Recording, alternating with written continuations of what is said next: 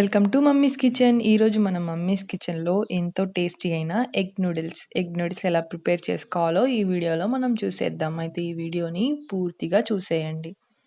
ఇంకెందుకు ఆలస్యం, ఈ ఎగ్ నూడిల్స్ ఎలా ప్రిపేర్ చేసుకోవాలో దీనికి కావాల్సిన పదార్థాలు ఏవో చూసేద్దామా. అంతకన్నా ముందు నా ఛానల్ ఇంకా సబ్స్క్రైబ్ చేయకపోతే సబ్స్క్రైబ్ చేయండి. ఎగ్ నూడిల్స్కి కావాల్సిన పదార్థాలు: ఉడకపెట్టుకున్న నూడిల్స్, ఎగ్స్,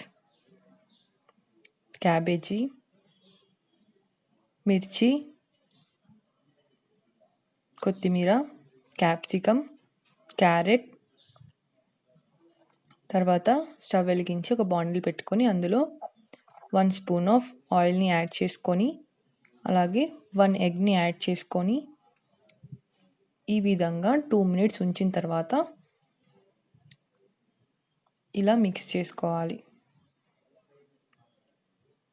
మిడిల్ ఫ్లేమ్ పెట్టుకొని ఈ విధంగా మిక్స్ చేసుకోవాలి.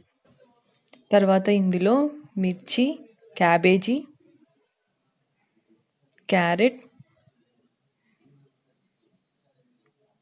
అలాగే క్యాప్సికమ్ని కూడా యాడ్ చేసుకొని మిడిల్ ఫ్లేమ్ పెట్టుకొని బాగా మిక్స్ చేసుకోవాలి.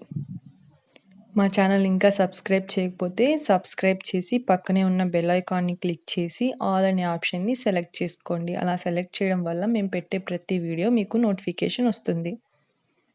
చూసారు కదా, ఈ విధంగా ఫ్రై అయిన తర్వాత ఈ వీడియో మీకు నచ్చినట్లయితే లైక్ చేయండి.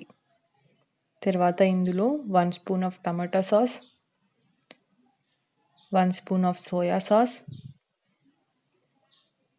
అలాగే 1 స్పూన్ ఆఫ్ వెనిగర్ని కూడా యాడ్ చేసుకొని మిడిల్ ఫ్లేమ్లో బాగా ఫ్రై చేసుకోవాలి. అటు ఇటు తిప్పుతూ సాస్లన్నీ బాగా కలిసే విధంగా మిక్స్ చేసుకున్న తర్వాత ఇందులో 1 స్పూన్ ఆఫ్ కారం, 1/2 స్పూన్ ఆఫ్ పసుపు, కొంచెం చాట్ మసాలా, 1 స్పూన్ ఆఫ్ ధనియా పౌడర్, 1 స్పూన్ ఆఫ్ జీలకర్ర పౌడర్, తగినంత సాల్ట్ యాడ్ చేసుకొని బాగా మిక్స్ చేసుకోవాలి. ఇలా మిక్స్ అయిన తర్వాత హై ఫ్లేమ్ పెట్టి నూడిల్స్ని కూడా యాడ్ చేసుకుంటున్నాం. చూసారు కదా, నూడిల్స్ని కూడా యాడ్ చేసుకొని హై ఫ్లేమ్లో ఈ విధంగా మిక్స్ చేసుకోవాలి. ఈ విధంగా అటు ఇటు తిప్పుతూ మసాలాలన్నీ బాగా కలిసే విధంగా హై ఫ్లేమ్లో ఈ విధంగా మిక్స్ చేసుకోవాలి. ఫైనల్గా మనం ఇందులో కొత్తిమీరని కూడా యాడ్ చేసుకొని స్టవ్ ఆపేసుకుంటున్నాం.